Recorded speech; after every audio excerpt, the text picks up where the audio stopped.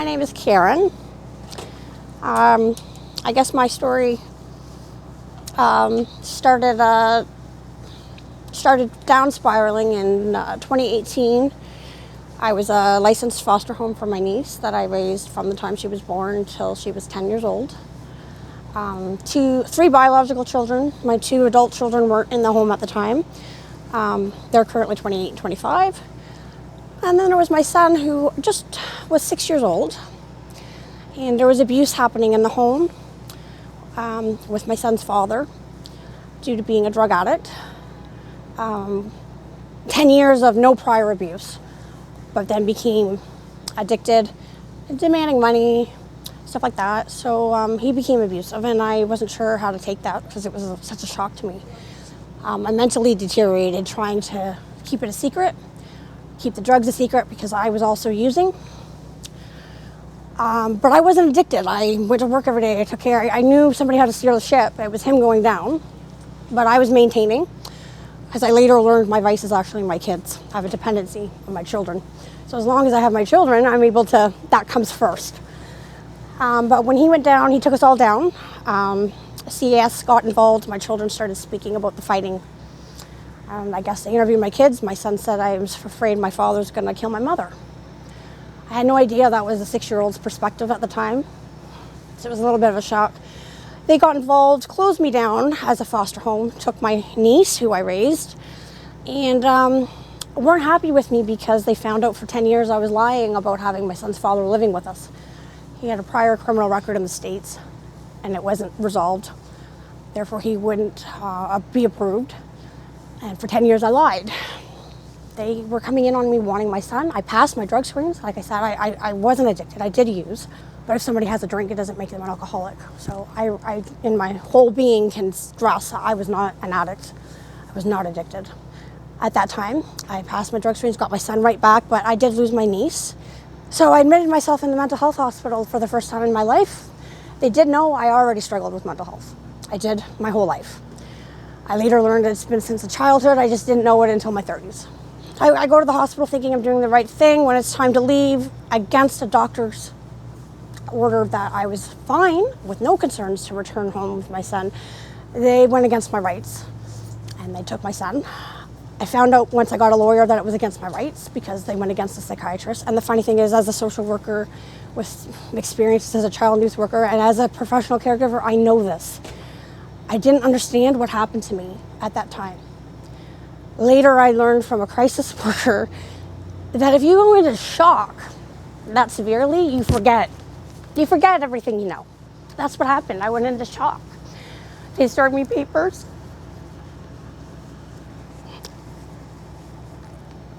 Upon my discharge, apprehending my son. Long story short, I couldn't cope. And so I did turn to drugs. And I know my whole being I was not an addict prior. But I did end up becoming an addict. Stealing, homeless, put to jail for the first time in my life, and all down spiraled from abuse and lack of support from anybody. I had no support. Not from friends, not from family, and especially not from CAS. In fact, I feel the Durham Children's Aid just steered me right off the road into a ditch. I said, give me my son back, and I will pass my screens. You can come to my house every day. You can screen me every day. I'll prove it. And they turned around and said, well, that's not healthy. That means you have a dependency on your children. And I said, and who is that hurting? How many kids have you raised? Because I've raised two amazing girls who don't do drugs, who both have university degrees, who both have their own cars, live on their own, and are strong, independent women, and still don't have any children, and they're in their mid to late 20s. How many children have you raised? Anybody that knew me knew I was one of the best moms. I was a miracle from where I came from. The mountains I moved, I unfortunately was put on too high of a pedestal. So high that the fall was so high that nobody was there. Everybody was kind of in shock, like, Karen, what the hell happened? And on top of that, my son's father went down because of drugs, and it was just assumed. It was just assumed that I lost my son for drugs and that I chose drugs. I did not choose drugs. I did end up choosing drugs, yes, but that was after. And I couldn't cope. I was on my way to getting my son back. This was after a couple of years of struggling homelessness and addiction with no support, not nobody, except for just the resources like Backdoor Mission. You know, that's how I first learned about Backdoor Mission. That's all I had, and when I did get back up, I relapsed once, and they told me I was out of time to prove myself. I tried expressing that, hello, I've been homeless. So a lot of the time has been me struggling to find a place to live. They're telling me I need a place for my son to have his own bedroom, to bring him home to, and I'm on Ontario Works getting $700 a month. I can't afford that. I tell OW that, they tell me, nope, that's nothing we can do. I tell CAS that, and they say there's nothing they do. That's a catch-22, and that's very unfair. There needs to be something definitely done for somebody in the middle like that. And maybe there is, and I just didn't get to learning more resources to help me in that area. But that was a catch-22. That was set up to fail. I need to have a room for my son, but I'm not getting enough money to get a room for my son. That was my one strike that I was allowed, and that was it. And then they looked into foster care, so I did lose my son. The silver lining is that I'm in my son's life because I never missed a visit. And he was 10 when he was adopted, but CAS did try. They pushed and pushed for closed adoption. And a judge actually screamed at them, telling him, how dare you come into my courtroom, expecting me to take a 10-year-old boy's mother away when she's been visiting with him twice a week. He knows his mother.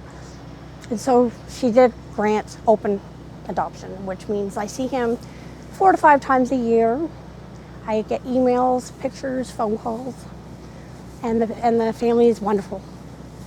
I even got to participate with the worker to find a family of skills and things that I requested. and it's just him. It's the only son they have.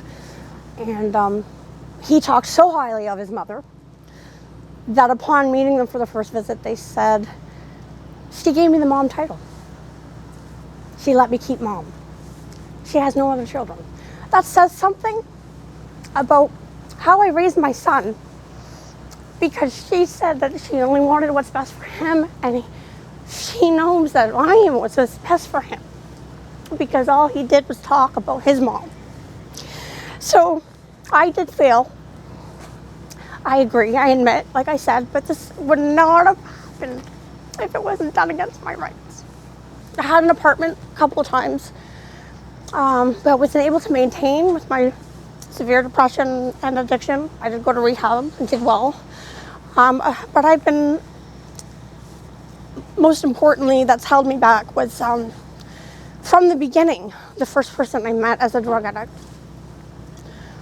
has been abusive on and off for 7 years. And I just recently put him in jail back in March. He got out in the end of May. And he's been trying to contact me, and I have stayed away.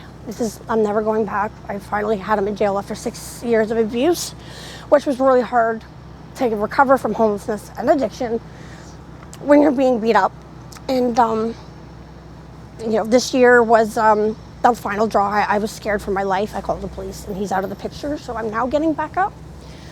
I'm now doing well. I finally got subsidized housing through a payment, so I'm looking for a place to live. This is new.